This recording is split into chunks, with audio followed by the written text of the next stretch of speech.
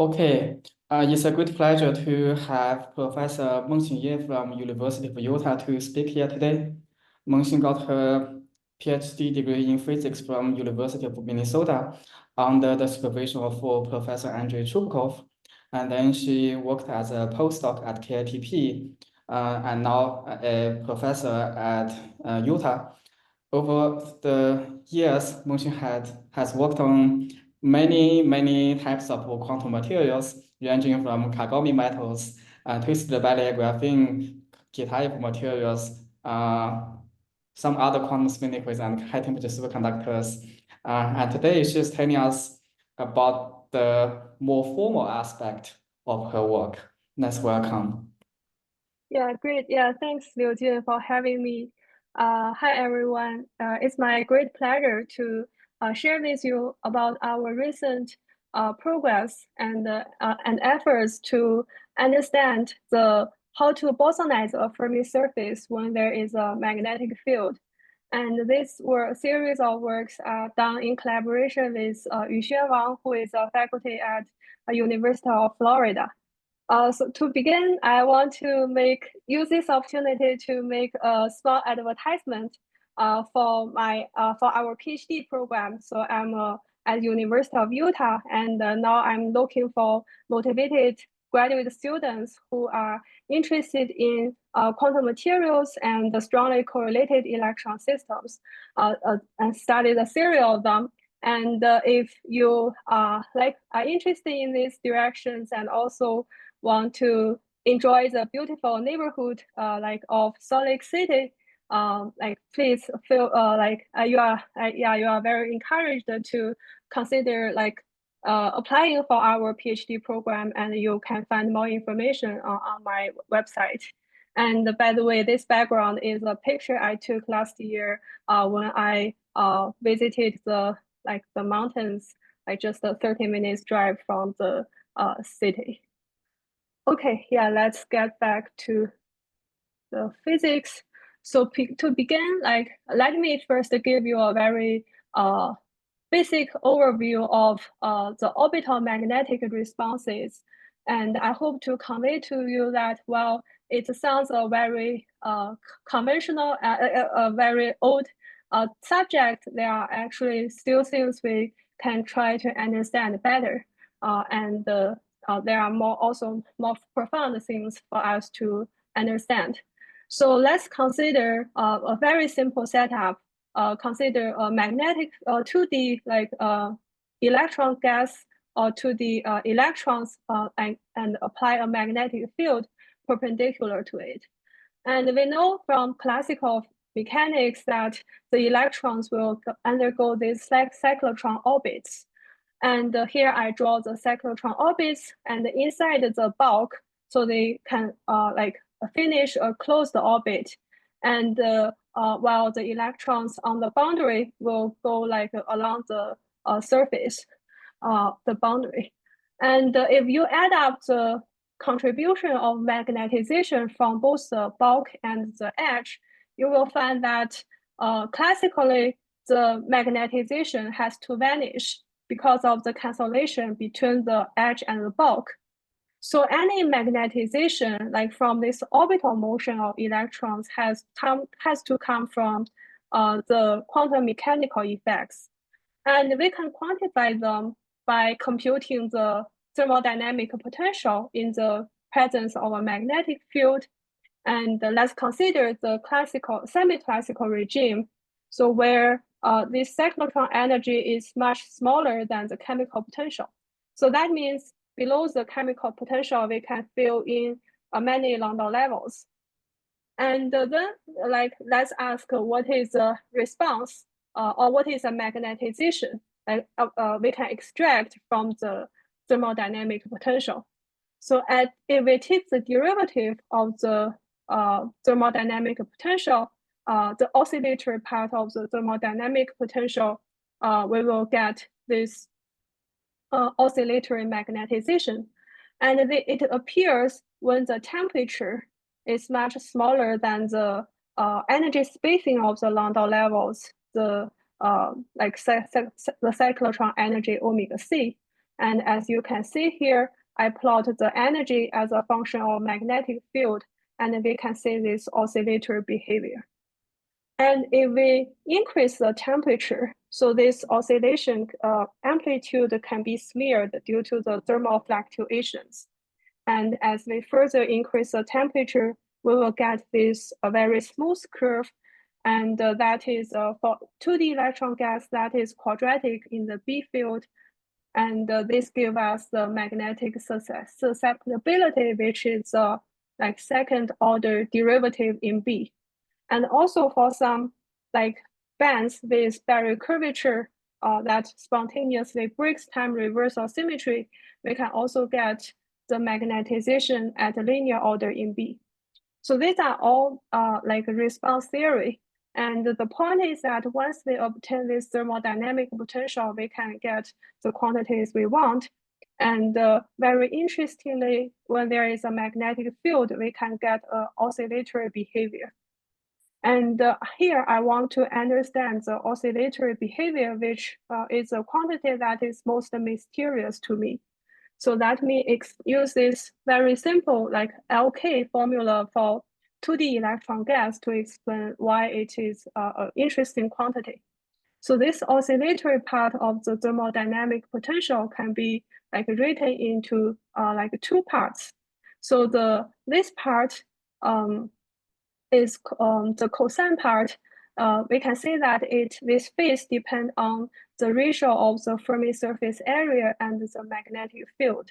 So, and that gives us the oscillation in 1 over B, and the period is determined by the Fermi surface area.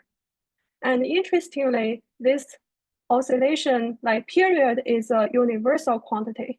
And it has been shown with examples that it cannot be changed by interactions as long as the Fermi surface is intact. And Sorry. You said it has been shown by examples. What has it been shown rigorously? so by rigorously, my understanding is so from let's say Dominic's work, they use an anomaly to show it. Is that the example you want to see? Oh, okay, yeah. Is that the theory? Yeah. There has been some like work in terms of anomaly that makes a statement that it's a universal quantity. Yeah. I see. You mean the period is universal? Yeah. The period is universal. Yeah.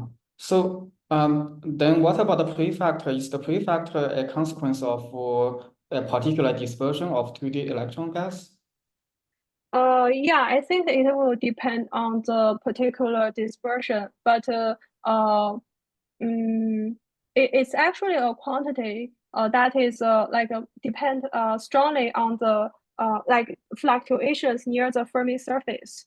So near the Fermi surface, I think this Landau level approximation is not too bad. So maybe it works, but indeed, so it's not a very well known, like very clear to us that for other dispersions, and also when there are barrier curvatures, what is this amplitude? The first, the prefactor. Yeah, this is also one question we hope to understand better using this EFT, this bosonization approach. Yeah. So if the omega c is much smaller than mu, I guess we can still expect even the amplitude can be expressed in terms of quantities only near the Fermi surface. It doesn't matter, may not matter what is deeply below the Fermi surface. Yeah. I think that's the case. Yeah. In particular, so let me show you this curve. So this curve shows how this amplitude as a function of temperature, what's the ratio of this amplitude as a function of temperature, and the amplitude at zero temperature. So this is one like at zero temperature, and it decreases as temperature increases. So at least this part. So this difference must come from thermal fluctuations, and that is only important from fermions near the Fermi surface. I see. Thanks. Yeah. I think Via has a question. No, sorry, I just Mhm. wanted to comment. I think that doesn't the universality follow from what people call Luttinger's theorem, just the fact that the area doesn't change? Yeah, the Luttinger theorem, my understanding is, yeah, it's connected, but it's not the same. So the Luttinger theorem states that if you add interactions, the area of the Fermi surface only depend on the, is related to the UV quantity, the electron density. But Mhm. here the statement is like for this oscillation amplitude, so whether it only depends on the Fermi surface area. I see. Thank Yeah, you. yeah. So it's a slight different. Yeah. Thank you.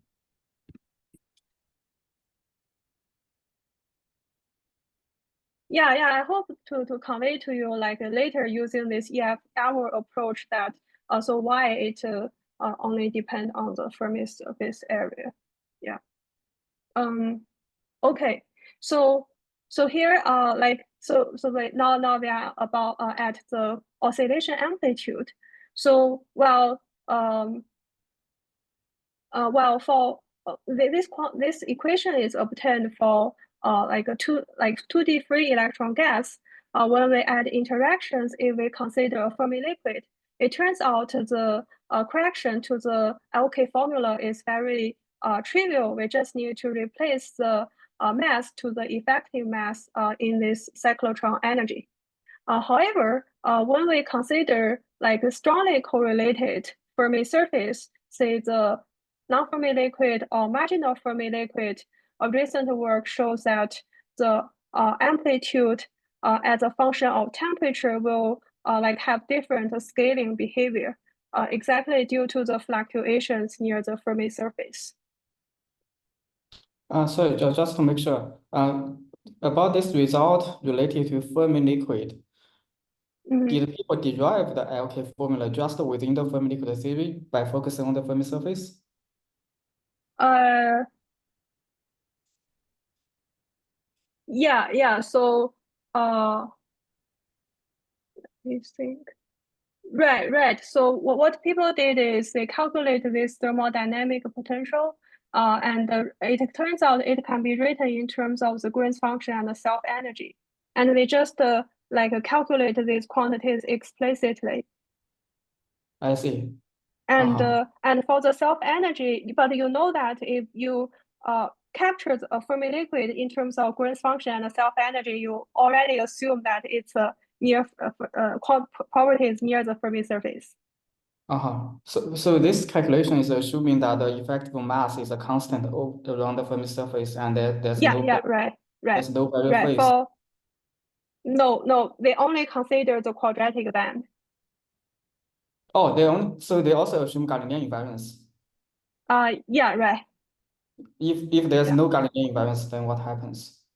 I don't know. I don't think the current literature has discussions on it. I see. Thanks.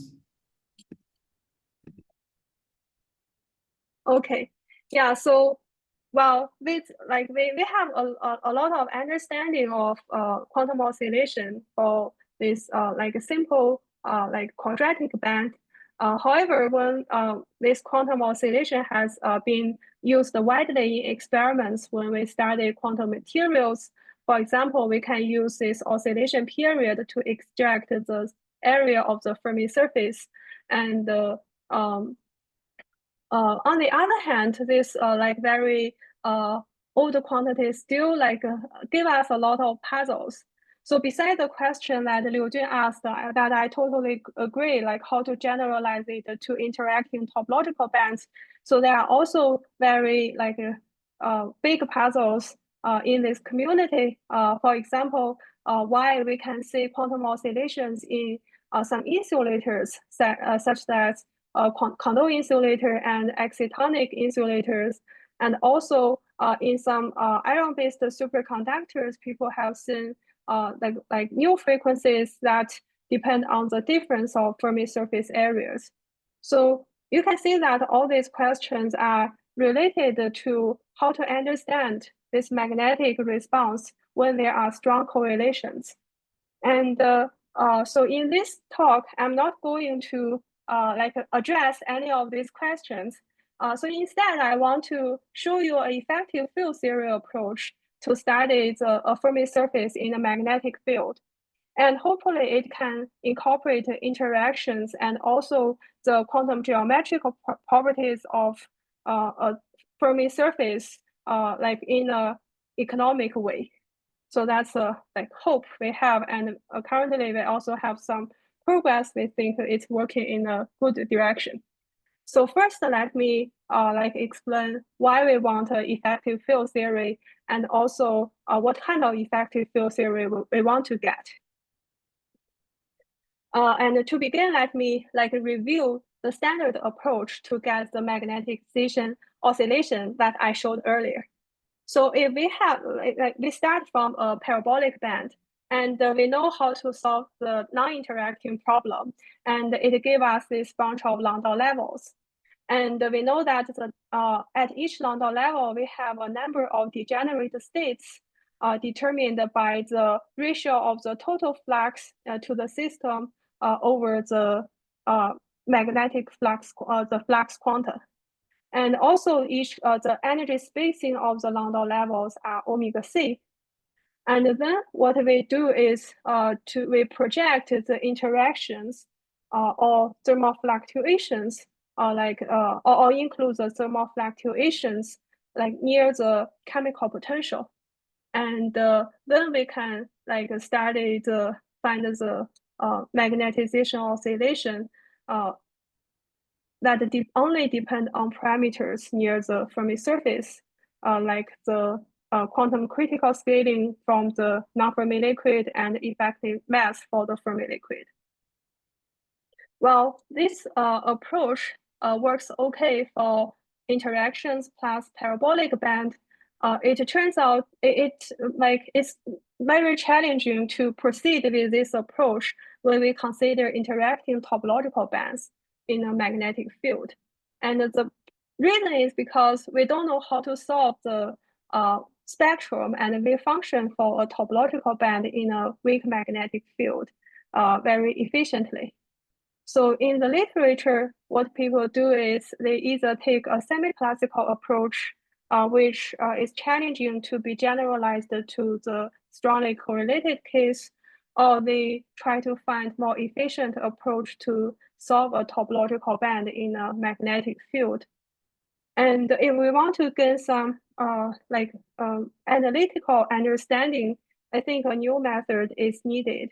And as we have seen from the examples, so these quantities related to quantum oscillation are determined by properties near the Fermi surface. So hopefully we can have a low energy effective field approach to like understand this problem. And so there are two possibilities we can think about for low energy effective field effective theory. So one approach is we can try to develop a low energy EFT just for the these Landau levels and the fluctuations between the Landau levels. And this idea have been developed in the literature by several people. But the problem, I think, is that if we want to generalize it to topological bands, it's very challenging because our problem is that we don't know how to solve the non-interacting problem efficiently. So instead, we are going to take another approach. So we want to ask how to write down the effective field theory first for a Fermi surface in zero magnetic field. And then we want to ask how to couple this low energy EFT to a background gauge field, the background magnetic field. And then we analyze this coupled theory. So this is the approach. This second approach is the one I'm going to take here. And so let me pause for a second if there is any questions.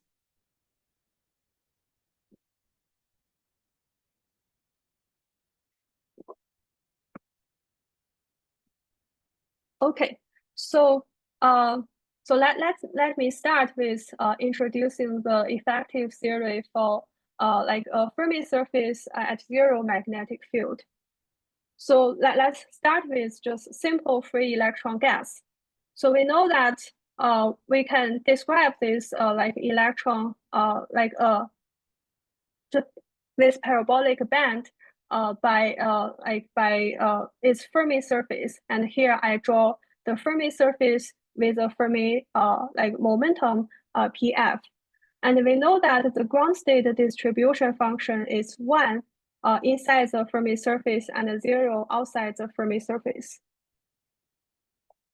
And then like we want to like, but this like distribution function is actually not complete. So it can be written in terms of phase space coordinate. So both x and p. So here x denote the space in the like denote the function in the position space. So for the ground state, we can say that at every position xi, so the distribution function follows this like theta function. And like when we ask how to describe the dynamics of the free electron gas, so we can ask how this distribution function evolves with time when we add some like perturbations to it, or namely when the Hamiltonian is not just the this epsilon. So we can, for example, we can add a potential, and it turns out that the equation or motion of the distribution function follow this well-known semi-classical Boltzmann equation. And when we question. So what's yeah. what's the definition of this distribution function? Yeah, this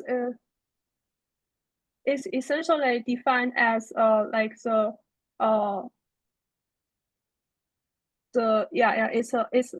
it's defined as a density operator, like projected to the to the Fermi surface. Yeah, but the density operator, basically, I'm asking how does x enter here? Yeah. So yeah. Okay. So it's I will like explain it a bit in more detail later. So you can see that, yeah, let me just say like a few words here. So you can see that this C dagger, we normally like put density operator as C dagger C, and we subscript P for both. And however, like this is like a bilocal fields. So this denotes one position and this is another. So and these two can in principle be different. And so this x and p actually means the following. So for this C dagger, let me use this annotate. So it's C dagger x plus y over 2 and C x minus y over 2. So this is like the C dagger C, but at a different position. And then I do Fourier transform for the relative coordinate. And then I will get a function in terms of x and p. And So x is a center. so the expectation value of this operator in the ground state is this f. So here, yeah, for this one, it's in the ground state. It's this f, yeah. Right. So this x is a center of mass coordinate, and p is a relative coordinate. I see. Thanks. So, sorry, just for clarification, this is consistent with the Wigner function like usually defined, isn't it? Yeah, exactly. It's exactly the Wigner function, yeah. Okay, thank you. Yeah.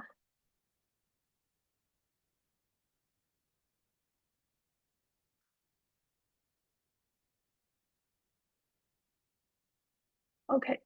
And this like Boltzmann equation like can also be generalized to like interacting like fermions. So here I'm not going to discuss the details.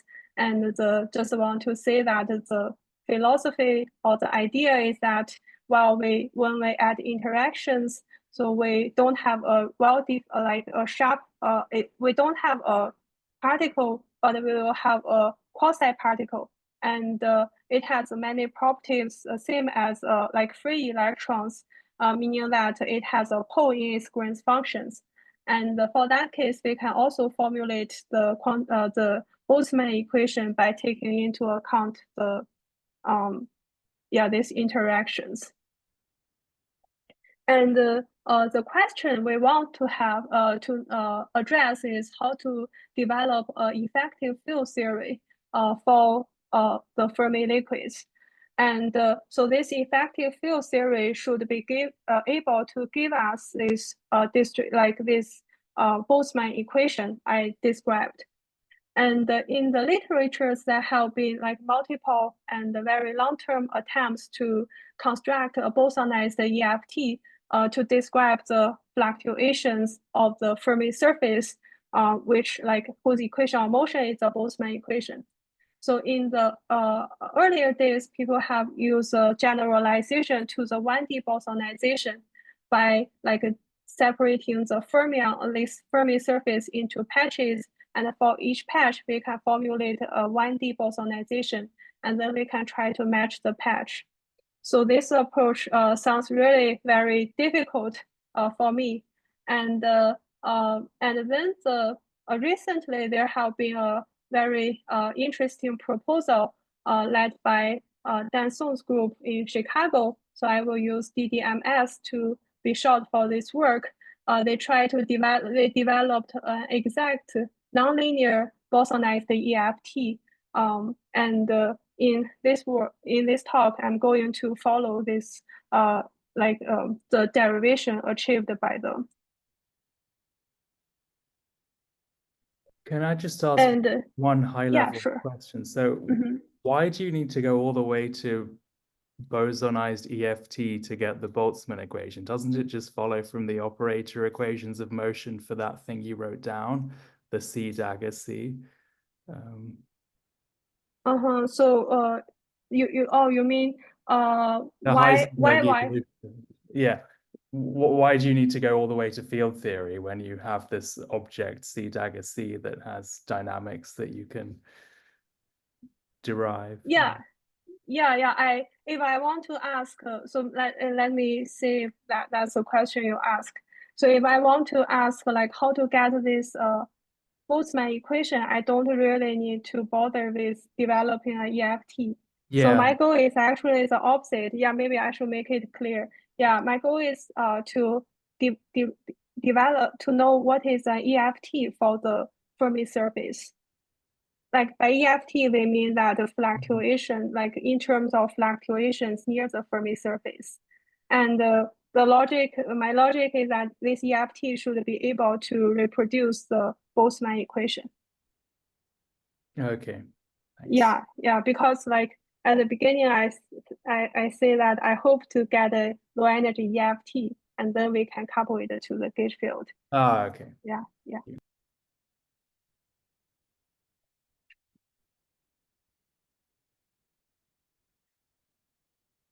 So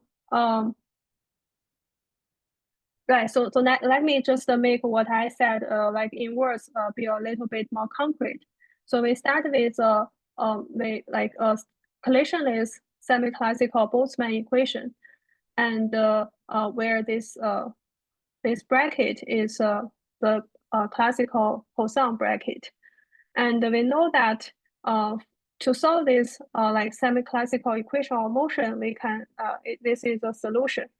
And then it can be viewed as a Coadjoint-orbit of the F0, the ground state distribution, and the group of canonical transformations. So this is essentially what we learned in classical mechanics. And the question is how to write down the EFT whose equation of all this Coadjoint-orbit and namely, in other words, whose equation of motion is a collisionless Boltzmann equation. So this is what I want to describe next. And so here I'm going to take a different approach than the approach outlined in the original DDMS paper. But this approach, I should say that, well, it's, to my knowledge, the first appeared in our work, but it follows the idea described by Luca and Uma. And also, there have been earlier developments in this direction in the quantum Hawk context. And so let me introduce this how we obtain this EFT by making analogies with how we obtain the path integral for single particle quantum mechanics.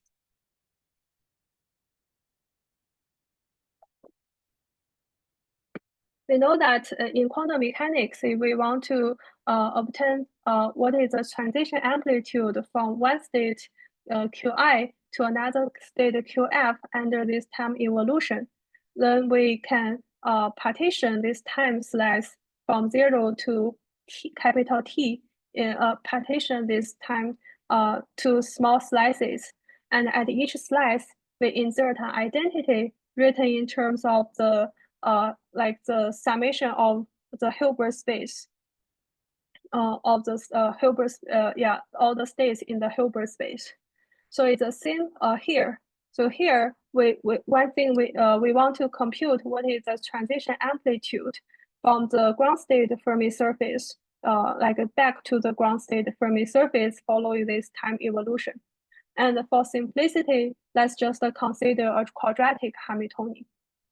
And at each time slice, we also want to insert states in the Hilbert space. And we need to ask what are the states we want to insert in the Hilbert space. So naively, or intuitively, we can think that these states are just deformations of the Fermi surface. And so they can be parameterized as this state U here, which is written in this way. It's an exponential of a fermion bilinear operator acting on the ground state Fermi surface. And this fermion bilinear contains two positions, I and G. And we also have a parameter called phi here, and it is also the function of I and G. And we basically can insert all the states in written in this form into the into the time slices, and that gave us the following path integral.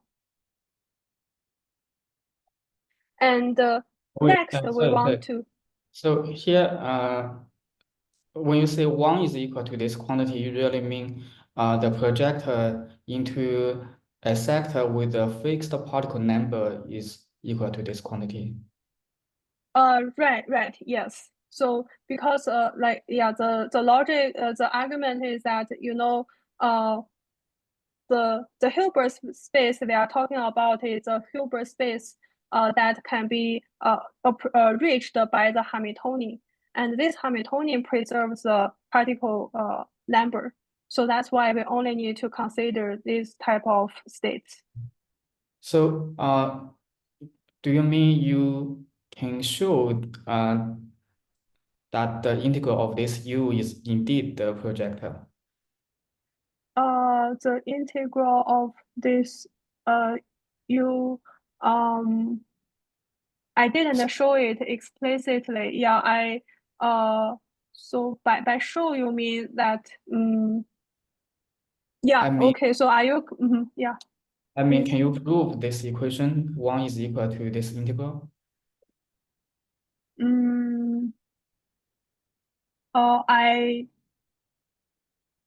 I didn't. I think if I have a Hamiltonian that preserves the particle numbers, and also it's a quadratic Hamiltonian, then I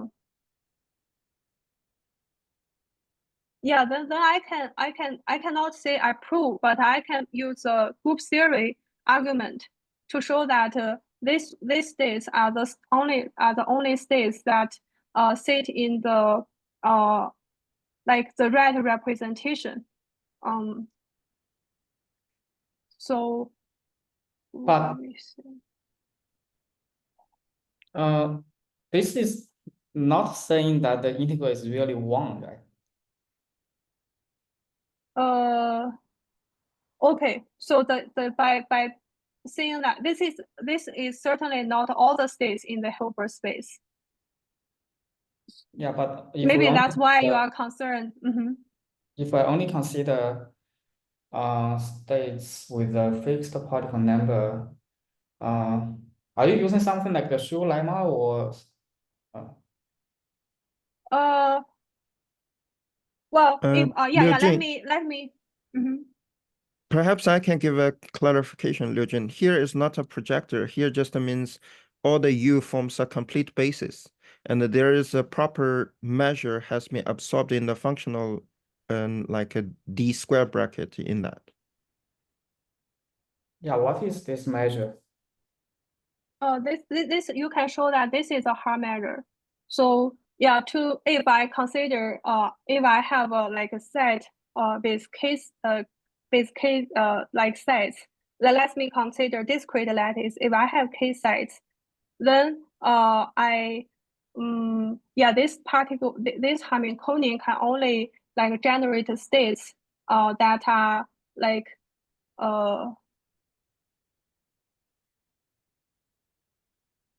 that is a irreducible representation of the SUK matrix. And then you can identify the proper high measure for it. So in terms of phi, do you know the explicit form of this measure? In terms of phi, I didn't work out this. I haven't thought in that way. Yeah. Thanks. Yeah.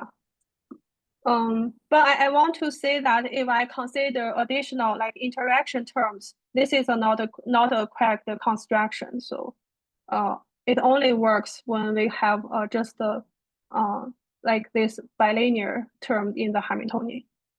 Yeah, this is something I'm confused about. So maybe you you mentioned multiple times that you have to use this quadratic Hamiltonian, but the statement that 1 is equal to this integral is a statement about states, which is independent of any Hamiltonian.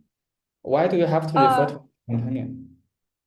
What I know is that to be more general, like this complete states in the Hilbert space should be like multiple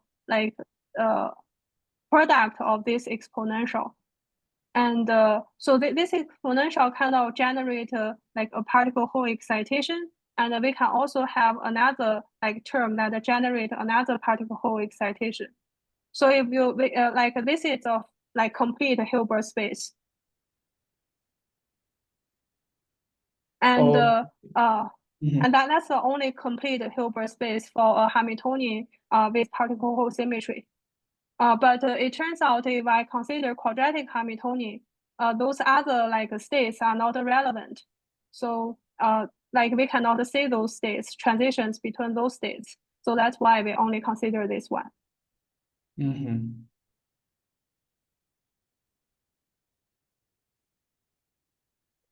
I see. So in the equation 1 is equal to that integral, this 1 is the identity operator in the space formed by states that can be obtained by acting the Hamiltonian to some reference states? Yeah, right. Thanks. Yeah.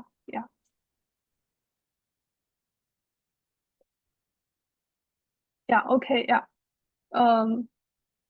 And then like with this construction, so this is the action we get, and it still contains the fermion operators in it.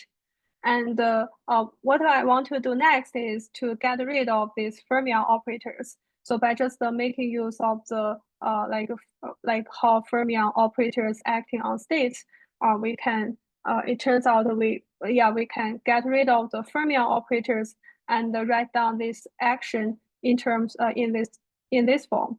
So here this all these like functions with a tilde is a bilocal fields. So for example, this U tilde is defined as exponential of I phi tilde, and this phi tilde, the matrix element of phi tilde like to relative to the position I and the position G is this phi ig here. And note that here all these products you should understand them as matrix multiplication. And for example, this distribution function f tilde here is generated by this u tilde in this form. And these are all matrix multiplications. And so far, I write down everything in terms of position coordinate ig. And next, I want to write them in terms of phase space coordinates. So now let's express this action in terms of phase space coordinates. So I mentioned it very briefly, like what do we mean by phase space coordinates? So let's consider because they are bilocal fields, so they have two positions that we use y minus and plus x minus and plus y over 2 to denote these two positions. And then what I do is to do a Fourier transform to the relative coordinate and keep the center of mass coordinate. And it gives me a new function in terms of center of mass coordinate x and the Fourier transform of relative coordinate p. And this is basically the Weyl transformation.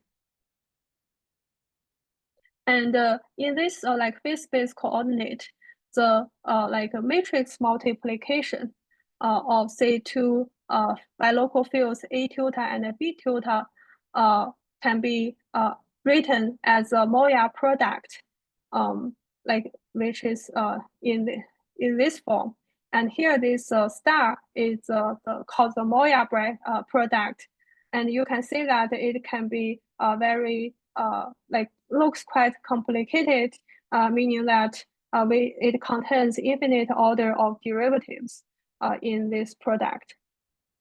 And so we can also work out what is a trace of the matrix product in terms of phase space coordinates. And it turns out it's very simple, and we can get rid of this Moya product and replace it with a normal product in this way. And with doing these tricks, so this is the action we get in terms of the phase space coordinate. And here, the first term, I forgot to mention. So this first term is a Weyl-Zumino-Witten term. It comes from the purely the time the time dynamics. And this second term comes from the Hamiltonian. And to make this analogy with quantum mechanics more one step further, we can also derive the equation of motion following from the action. So for quantum mechanics, this is a well-known equation of motion. And the same here, we can follow the same idea and obtain the equation of motion. And this is the equation of motion we can obtain. And if you know about Keldysh formalism or then you probably recognize that this is the quantum Boltzmann equation. And if we take the semi-classical limit, meaning that only keep the leading order derivative in this Moya product, we get the semi-classical Boltzmann equation. And this is the Poisson bracket. Sorry, can I see the definition of U? Oh, yeah, it's here. Yeah, the definition of U, is also written here. Yeah, this U is exponential of I phi, but here all this this exponential should also be understood as doing the Moya product. Why did you say the first term is a Weyl-Zumino-Witten term? Yeah, because it's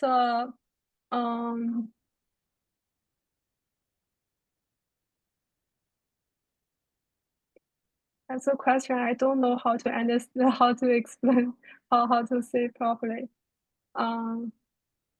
Usually, when we say a Wess-Minor-Witten term, we imagine extending the space-time to one higher dimension and then demand the extension to demand the action to be independent of the extension, which imposes some quantization condition of the Wess-Minor-Witten level.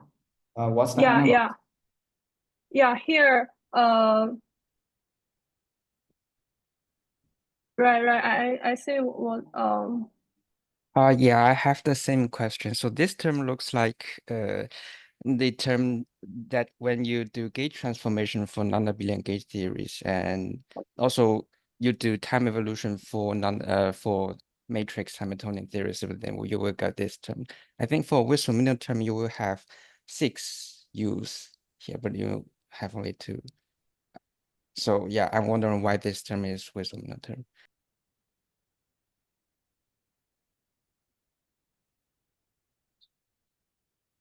So I honestly, I don't know, like I probably know much less than you guys about Wess-Minor-Witten term.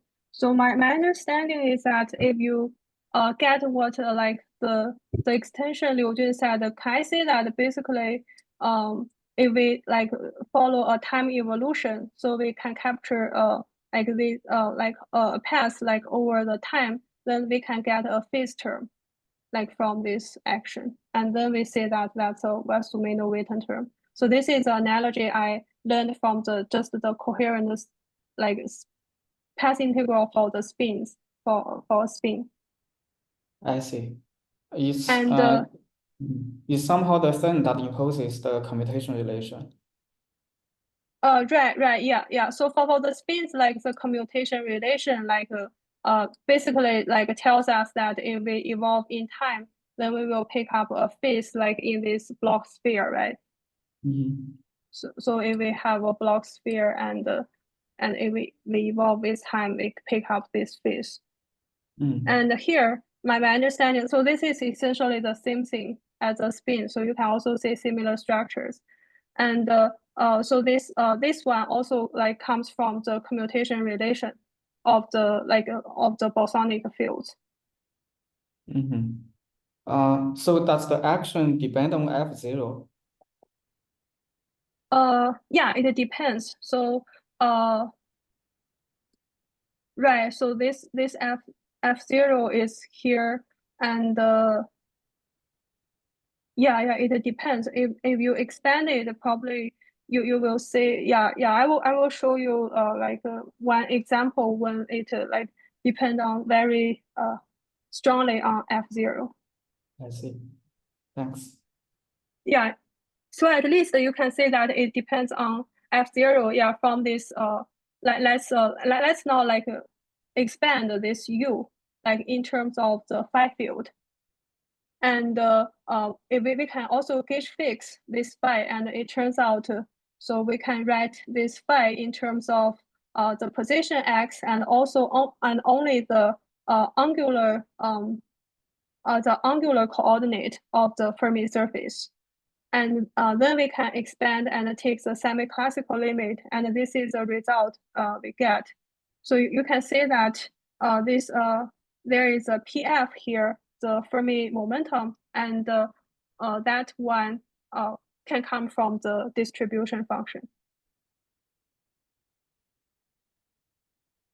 So if the Fermi surface is not spherical or circular, how does it change?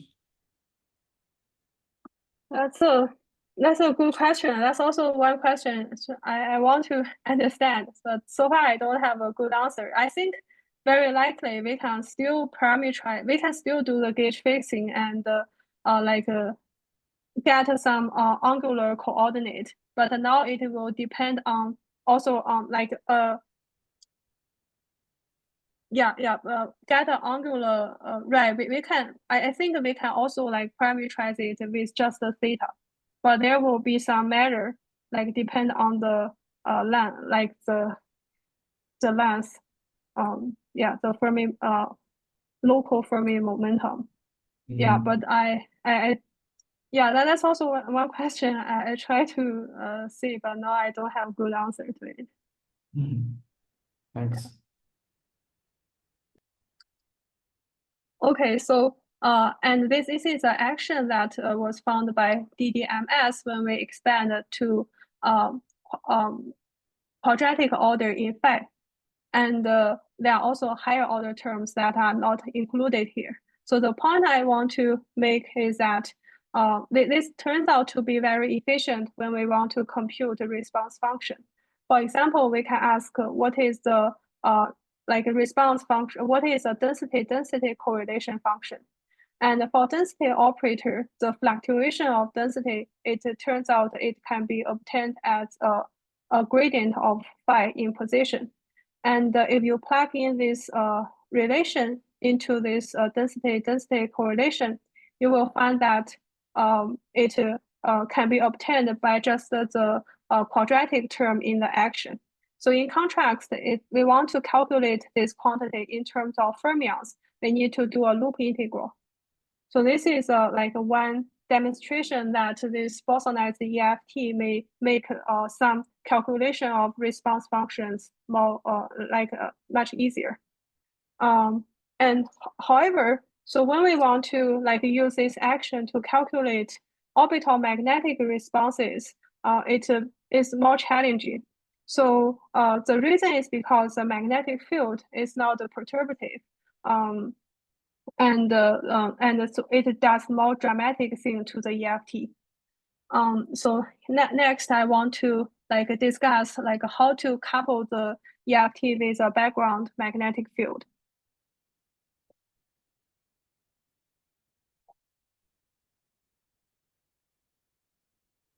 So there are 2 points I want to make.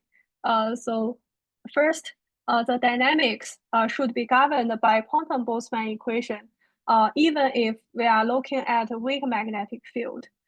And the reason can be very intuitive, like can be argued in this way. So we know that the semi-classical expansion is assuming that the gradient of x times the gradient of p is much smaller than 1. And let's see what happens when there is a weak magnetic field. So this gradient of x is at the inverse, is some like inverse length scale.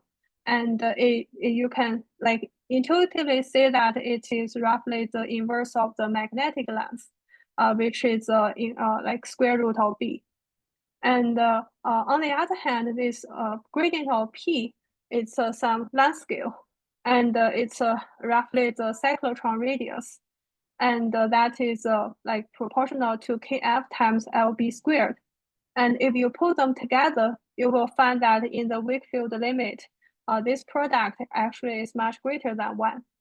So this tells us that even if we are looking at the so-called semi-classical limit for weak magnetic field, so we cannot just consider a semi-classical Boltzmann equation. We really need to use this quantum Boltzmann equation like I described like in the earlier session. And the next question. Sorry. Why should I identify the derivative of p with kf lb squared? Yeah, my main like intuitive understanding is that this is this p is relative coordinate, so it is related to like the coordinate of 2 electrons, and we know that when we have these 2 electrons, the natural scale is the cyclotron radius, and yeah. I see. Thanks. Yeah, but it's just an argument, so we will make it more concrete. Yeah, in the calculations. Yeah. Okay, and another point is that when we want to gauge this effective action, it's we can do it by gauging the global U1 charge conservation symmetry. And after some change of variables, it turns out it's very simple to the action. So we just need to replace this Hamiltonian, which was like without magnetic field, just the epsilon p, into this epsilon as a function of p plus the gauge field A here. And A is a gauge, like in the symmetric gauge, like when there is a magnetic field. And so while this action looks very compact and simple, it turns out it's like you can think it's not very straightforward for you to solve because so at each U there are like exponential in the I5, the phi field, and we basically have a very nonlinear action with infinite number of irrelevant terms. So with just this, it's not clear for us how to proceed, especially given that we cannot just replace this Moya product with Poisson bracket, with we cannot expand this Moya product. So like let me give you some hint on how to proceed, and then let's first say so what are the real problems here? So as I like mentioned, so this is a non-perturbative problem in nature, even in arbitrarily weak magnetic field. So you can understand it by this argument. So this level wave function, we know that we can solve it, and it cannot be perturbatively connected to a plane wave basis. So in terms of symmetry, that means this crystalline translation symmetry or continuous translation symmetry for the parabolic band is reduced to a magnetic translation symmetry. And also, this problem is non-commutative in the following sense. So if you think about this momentum k, the mechanical momentum, so I should say it's a mechanical momentum, it's no longer valid at first sight. So it's no longer commuting like variables. So let's like define this mechanical momentum k as p plus ea, and there is also another variable called r, which is like the coordinate of the guiding center in the symmetric gauge, and it can be written in this way. And if we treat them as quantum operators, so we find the following commutation relation. So in this sense, they are no longer just like commuting variables. And in other words, the fields we are talking about in a magnetic field, they are living in a non-commutative manifold, even in a arbitrarily weak magnetic field, because this like the dispersion is written in terms of k. So I also want to say that these two like challenges are also connected with each other, because this getting this like variable r, it can generate the magnetic translation, and also this k variable like this the kinetic energy only depend on the k variable. So Liu Jun, I want to ask how much time do I have left? I don't want to impose any time constraint, so you can take as much time as you want. Oh, okay. I guess I shouldn't take too long. Okay, yeah. Let me try. Yeah, but please feel free to ask questions. So, right. So, like with this, like inspirations. So we realize that to simplify this problem, we can actually like define a coordinate transformation, like from the phase space coordinate to this RK coordinate. And then this gauge the action, like written in this RK coordinate, becomes the following.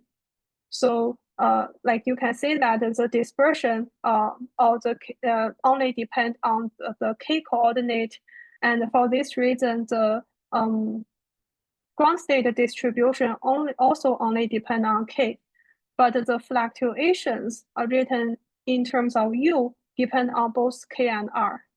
And this Moya product can also be written in terms of RK coordinate in this way. And you can see that we can separate the two, and we can write them as tensor products of the R part and the K part. And it is also related to the fact that the commutator between R and K vanishes. Oh, sorry. Just to make sure. Here, this P, on this slide, the P is not gauge invariant, is it? No, it's not a gauge invariant. So just by looking at this action, how do I know that this action is gauge invariant? Oh, okay. So if you gauge this action, yeah, it will like this, yeah, if you, basically, I guess you want to ask like whether this one is gauge invariant, right? And also the first term. Yeah, this F depends on U. So basically whether this U is gauge invariant. Mm-hmm. So what one can do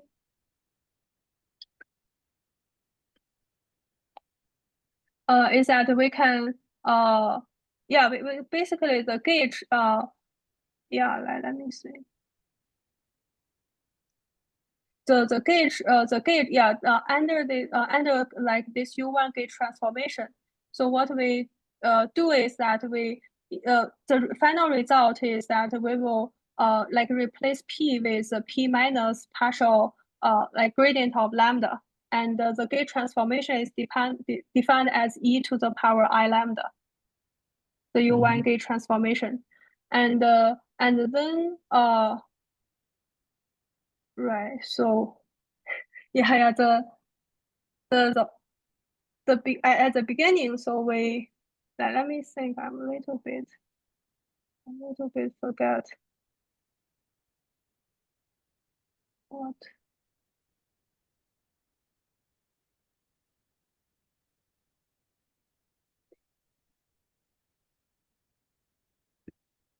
Right. Okay. So this F can be written also as a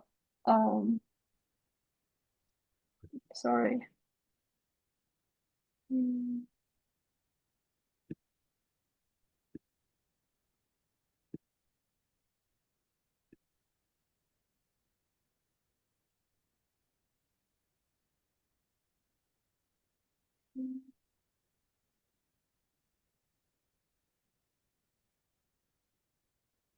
Yeah, I think you are right. So this one, I should write it as X and K.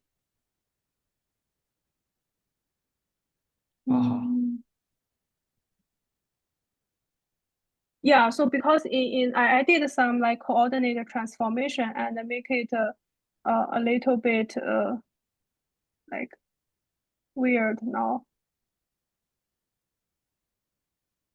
So what I should really write is, yeah, okay. Let me go back to this slide. So what is really done in this gauging is the following. So so I can ask what kind of action can leave it invariant under global U1 transformation. And then the action should be X P minus A. I think there is a minus sign. And then you can check that under the gauge transformation, this P will change to like P plus or P minus gradient of lambda. And this A also change accordingly. And as a result, this term is invariant under the U1 gauge transformation. And then what I do next is to do a coordinate transformation and basically define it as a P prime here. And then this one becomes P prime plus A. And I call it this P plus A here. So this is like a, right. So if you want to gauge it, what you should act on is not this action, it's not this dispersion, but this field F here. And so the reason is because you can first define like a global, yeah, you first, because you can show that if you define a global, like you can first define a global U1 charge conservation, and then you gauge it by like making this lambda spatially dependent, and then you realize this is a correct way to like define the gauge transformation. Do you need to do something? Do you need to do the same thing to the first term? For the first term, Right. For the first term here, I should replace it with K, with P plus A. So I'm confused about one thing. Initially, when you started from the coherent state path integral, and you focus on states with a fixed particle number, then for these states, the U1 transformation, if I really fix the particle number, then the U1 transformation can be defined to be trivial, right? I can, if I fix the particle number, I can choose my convention to say that the particle number, the charge, the U1 charge in this particular sector of particle number is equal to 0.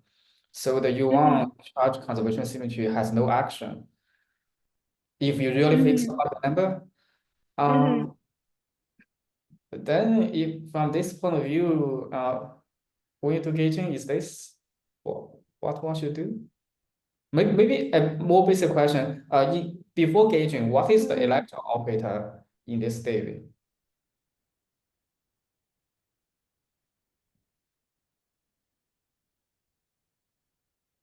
So the electron operator is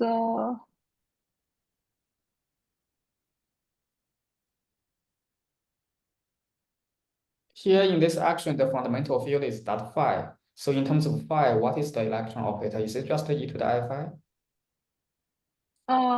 Not exactly. So it is EP CP CP. And then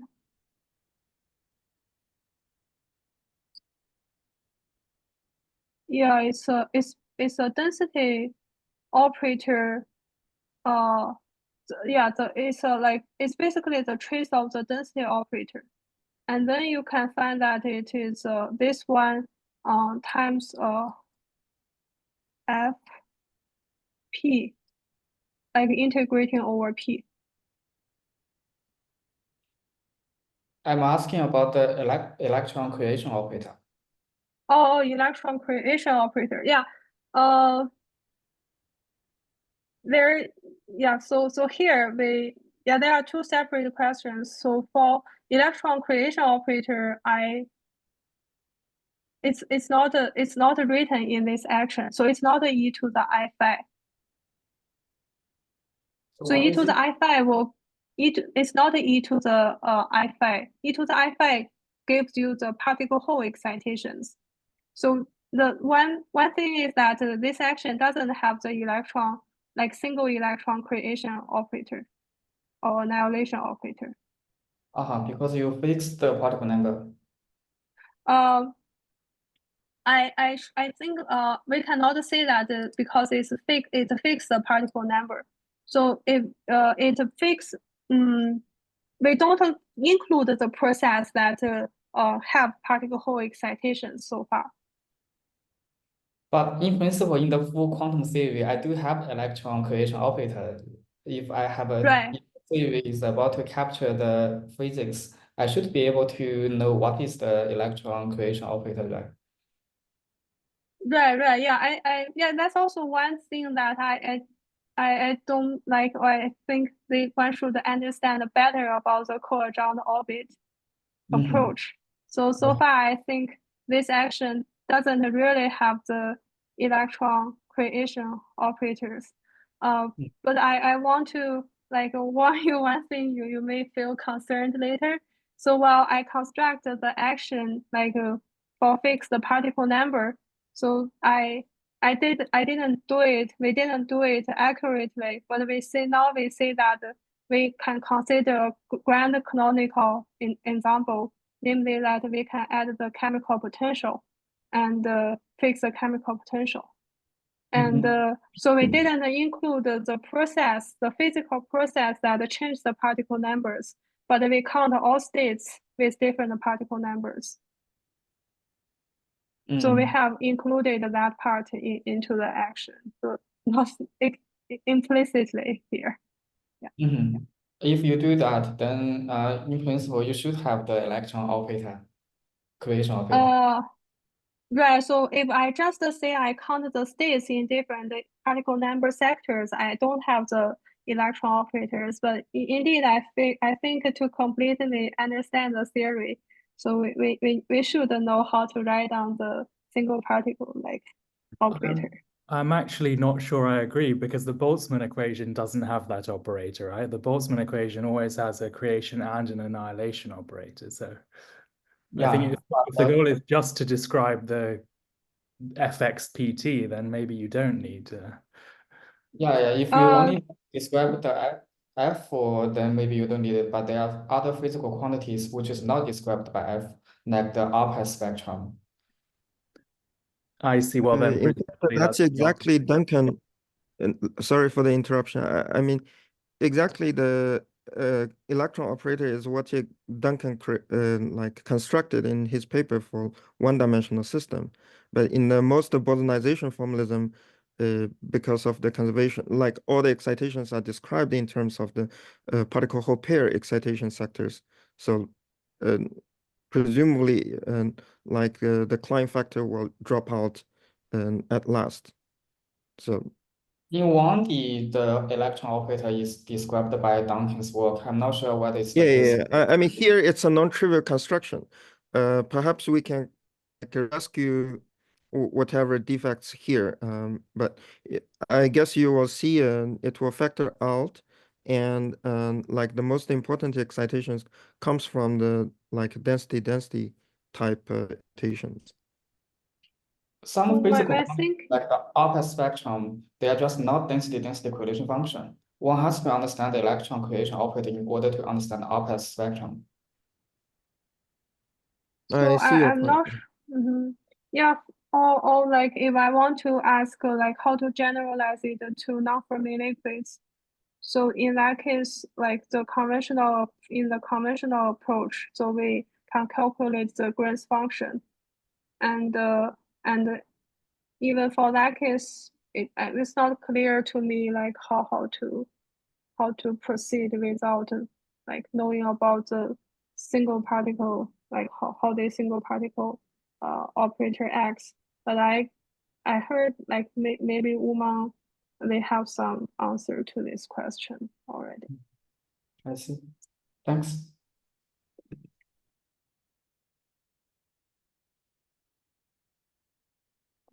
So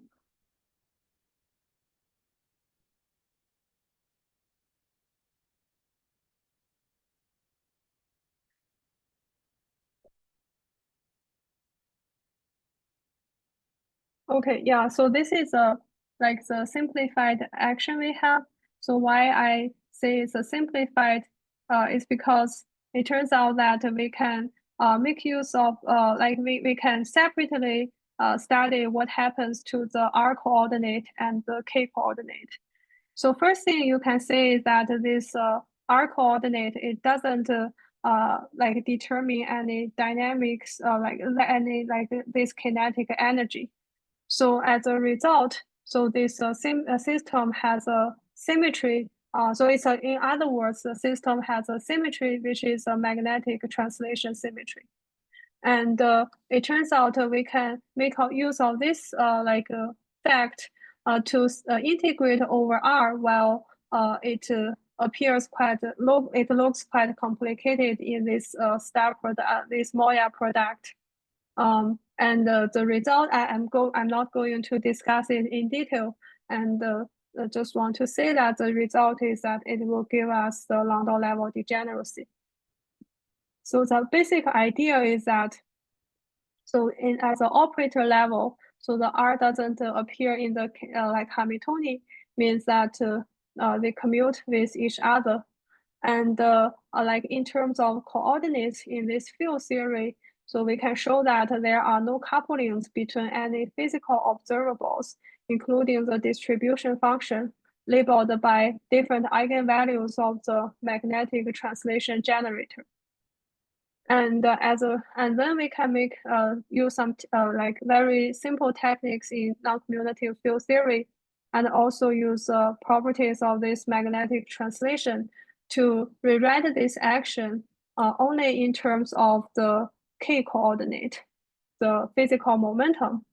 And this Moya product now is also only in terms of the like this K coordinate. And but we have n phi copies of this identical theory, and this n phi comes from summing or like integrating over R. And n phi is the Landau level degeneracy as I defined here. And then our next task is to like try to simplify this theory only in terms of the K coordinate. I have a question concerning dropping out of the R. And so like in terms of the fractional quantum Hall system, I would like to understand R as guiding center operators. And in the presence of the interactions, I do have non-trivial like terms, including those R's. So you said your formula is supposed to be applicable to like interacting systems as well. So I don't see like in the presence of the interaction why R will also be dropped out in general. Yeah. Like we hope that I will hope that this formalism can be applied to like the interacting case. But in that case, I think we cannot just drop out the R. We need to study the structure due to the R. Yeah, but so far we haven't gained much progress. Yeah, we are trying. This is kind of one question for us. Yeah, we're trying to understand. Okay, thank you.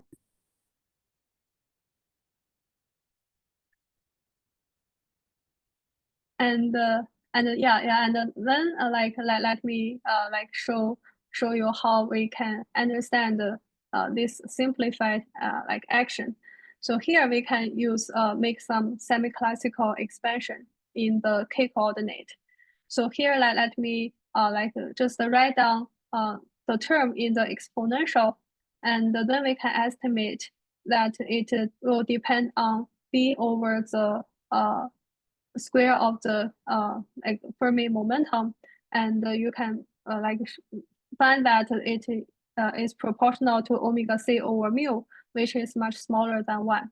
So as a result, in this Moya product, we can expand it for K. We can expand it to the leading order in B to get the like the leading order effect from B. And so next, let me show you the action expanded in terms of phi here and also in B. And this is the action we obtained. So this comes from the time-dependent part, and this comes from the Hamiltonian part. And here, the bracket are the Poisson bracket because of this expansion, and it is defined in this way. And I also want to say that emphasize that these bosons are not compact bosons because they appear in this U in this way. And so and in other words, these bosons can have winding configurations in time and in momentum space. And first, let me forget about the possible winding configurations, and also fix a gauge for the field phi such that it only depends on the angle theta, where theta is the angle on the Fermi momentum in the Fermi surface. And we know we consider like a parabolic band, so the ground state distribution only depends on the radial coordinate of K. And now let me walk through you through what action we should get. So because we don't consider winding configuration, these these two terms turn out to be total derivative terms, and then we can drop them.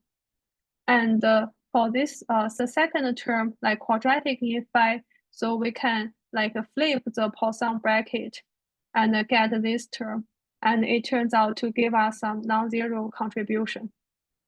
And for the cubic in phi term, so we can also like flip one of the Poisson bracket and get this form. However, because the second Poisson bracket depends all on the angle theta, so this term vanishes, and we will get 0 for this one.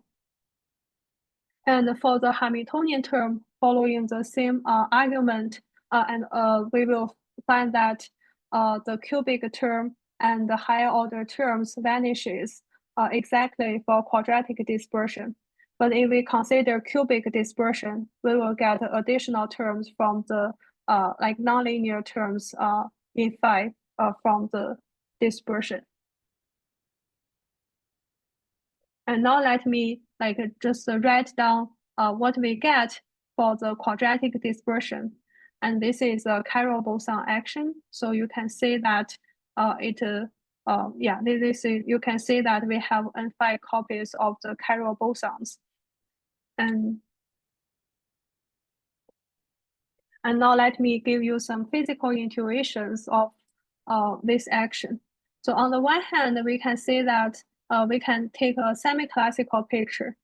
And so this is essentially an action in the semi-classical limit. So it describe a field that is moving on the Fermi surface, and with a velocity omega c. And on the other hand, we can solve the spectrum of this action, and we find that you can say it that the spectrum should be integer multiples of omega c, and it has a correspondence with this Landau level picture.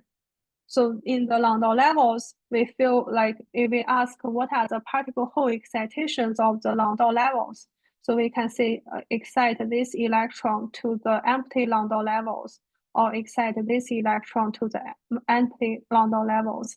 And this particle Hall excitations energy is integer multiples of omega c. And this is exactly described by this chiral boson action. And however, so we know that to completely understand this bosonized action, we need to reproduce all the response functions, including the quantum oscillation, which will depend on the Fermi surface area. So the question is, where is the Fermi surface area or the chemical potential in the action? So it's not here. And what's missed is the contribution from the winding configurations. And let me go through give you some ideas or pictures of the contributions from these configurations. So first, we can ask what's the physical meaning of winding configurations. So we can, for this action, we can define the density operator, at the angle theta as a partial derivative of the phi in theta. And then we can do a mode expansion of this compact boson, and we get this bunch of terms. So the summation term, if you integrate over the angle, it's 0. So it tells us it preserves the particle number. So they denote the particle Hall excitations. However, so there is also these terms that doesn't vanish if we integrate over the angle theta, and they physically correspond to adding or depleting the charges from the ground state configuration.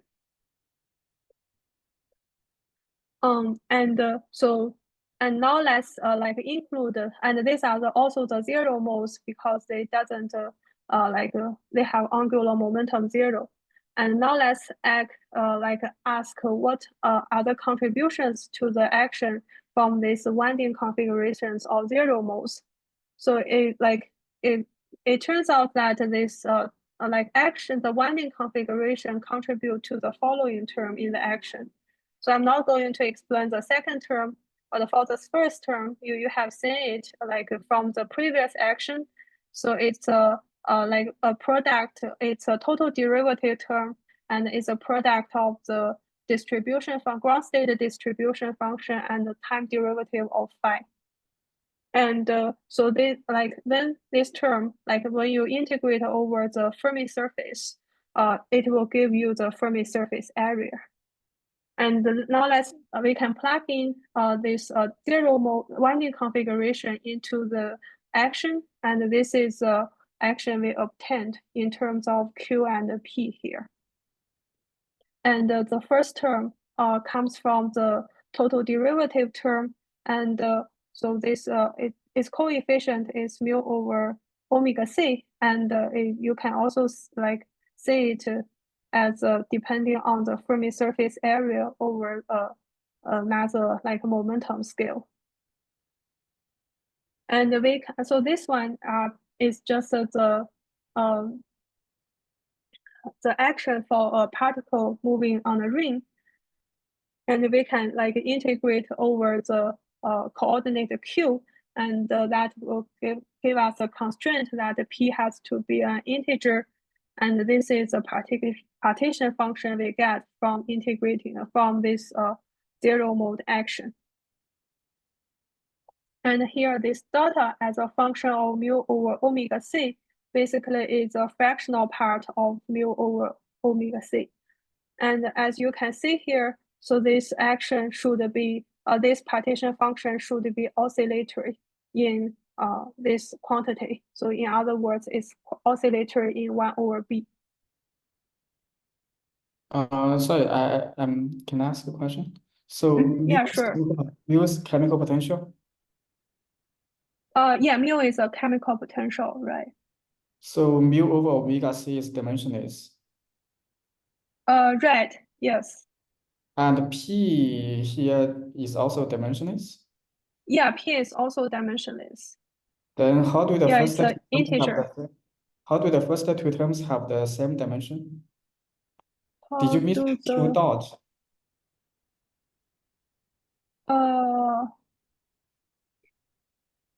The first term has dimension of q dot. The second term has a... You are right. Yeah, right. You are right. So I miss a q dot. So this part will give me the constraint that it's an integer. Yeah. Right. Sorry. Yeah. But I think yeah, this is yeah, please.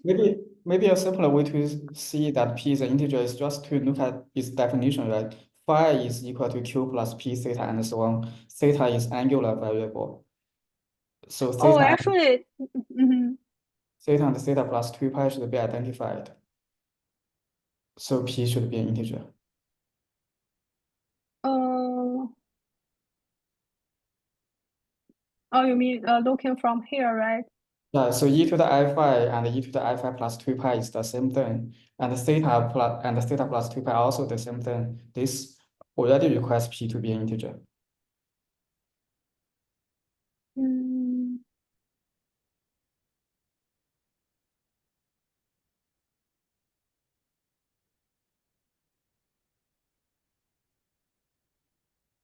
So it's not exactly like this.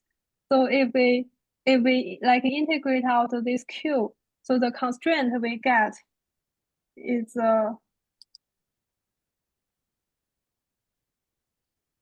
p minus mu over omega c equals to is an integer. Like that, let me use this p tilde to denote an integer.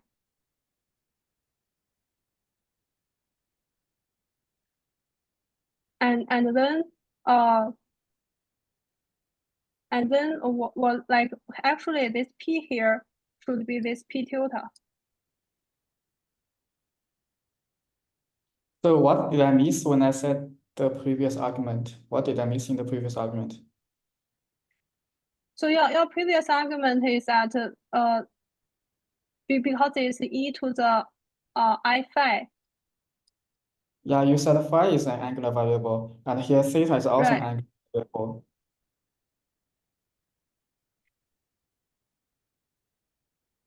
Because theta is an angular variable, so theta and theta plus 2 pi should be identified if we only consider e to the I phi. Doesn't this already require p to be an integer?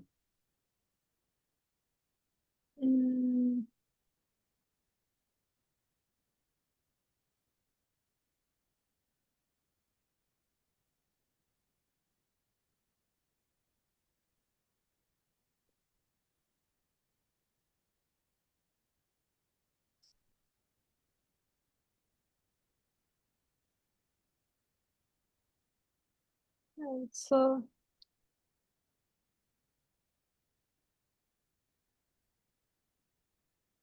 Yeah, seems so, but yeah, I understand your argument. Yeah, let me think what's the problem here.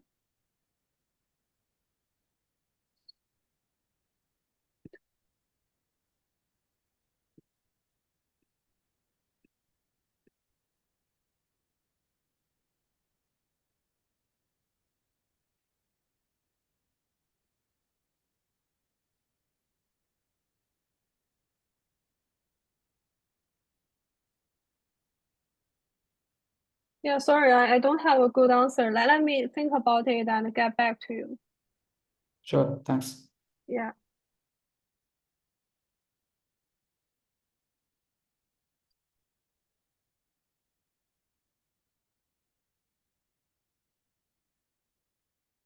Okay, yeah, let me yeah, let me like also give you some like physical intuitions of what this like partition function of the zero modes means.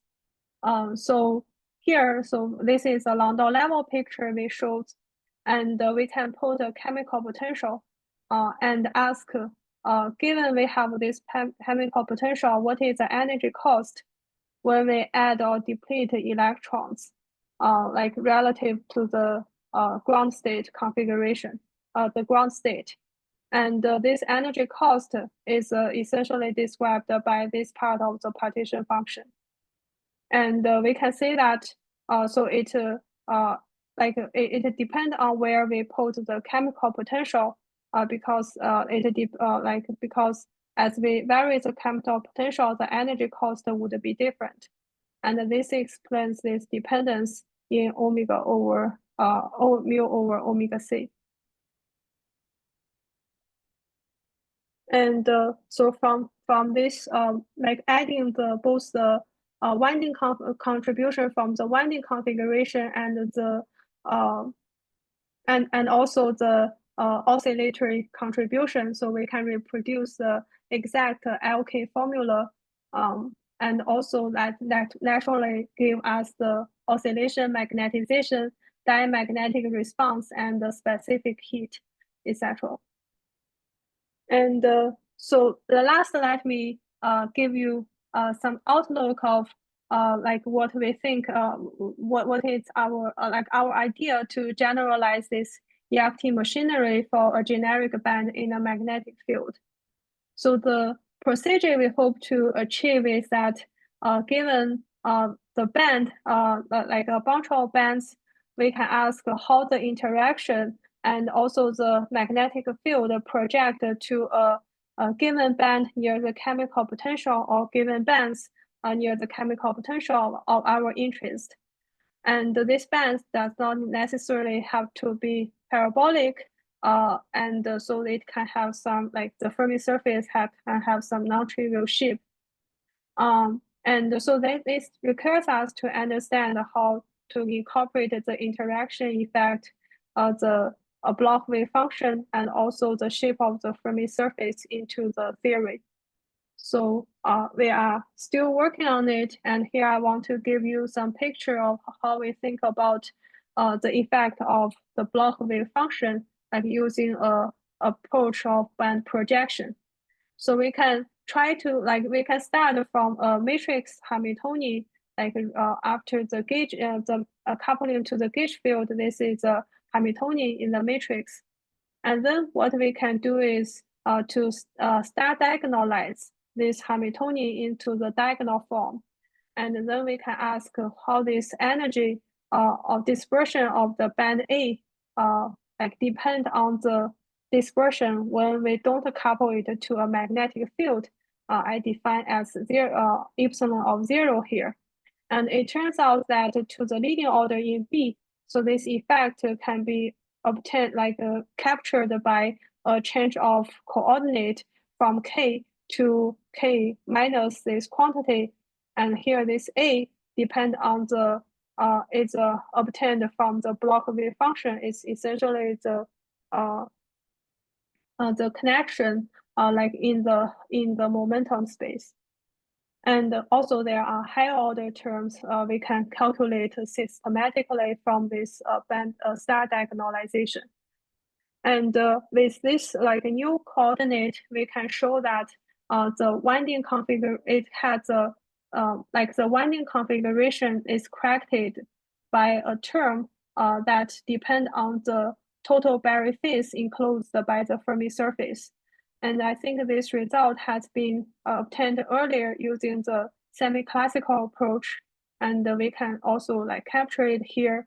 And we can also in principle ask how the Berry connection, like we can also obtain like in principle know how the Berry connect curvature like affect the Hamiltonian part of the action, and that will give us not only the correction of the Berry phase to the oscillation frequency, oscillation phase, but also the oscillation amplitude.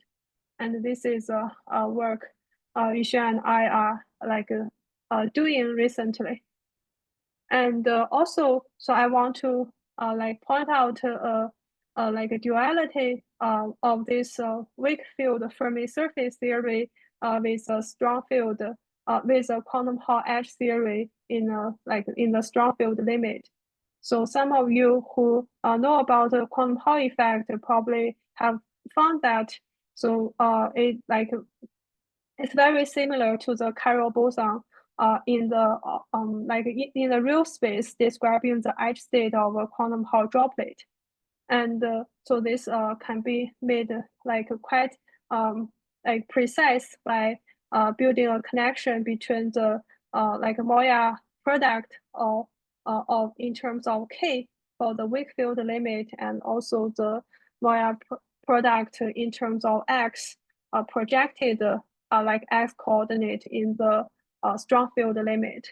And this is a work like I'm doing with my postdoc Wang Jie. And so let me summarize. So this is like the picture we had for the like effective EFT in a magnetic field. So let me highlight that.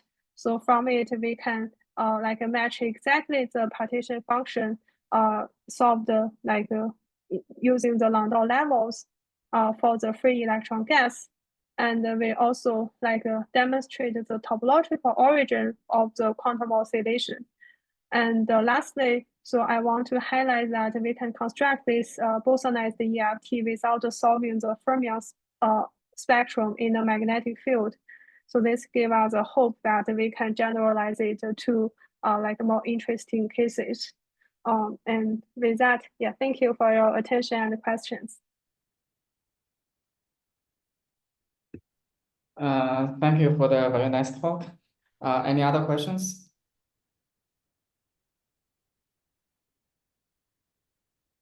Let me ask a quick question. So, yeah, sure. You discussed this this chiral boson in the context of parabolic bands. Should I expect the chiral boson for any band structure? So what I understand is that for let's say still for circular Fermi surface, but for cubic band. So it's not there will be like a cubic terms in the action. So it will be still have this term, but in addition there will be interacting terms. Are they irrelevant? So I think they are irrelevant. Yeah. What about Dirac dispersion? For Dirac dispersion,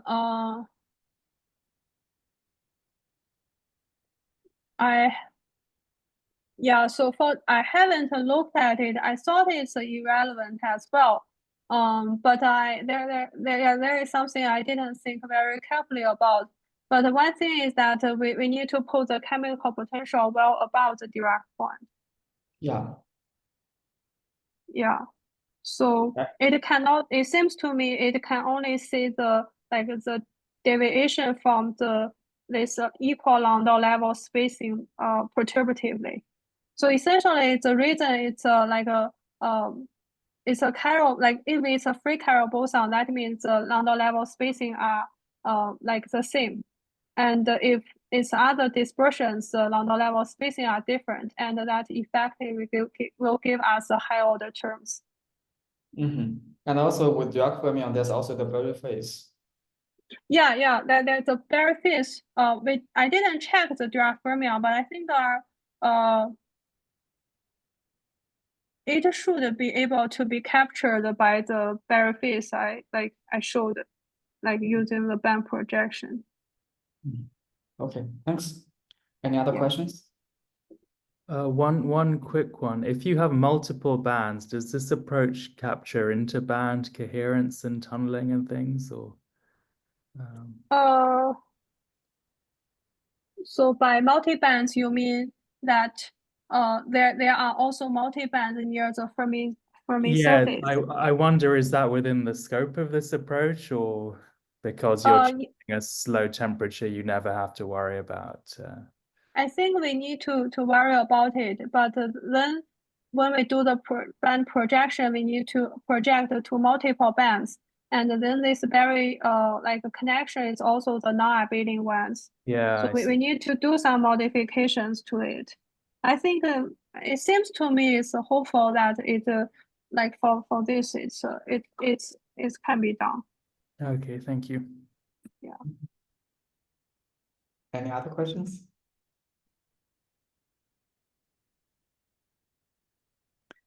Yeah, if not, let's thank Mengxing for the next talk again. Thank you. Yeah, thank you everyone. Yeah, Liu Jun, I will get back to the question you had. Yeah, thanks for asking many very nice questions. Yeah, thank you. Now I will stop recording and we can leave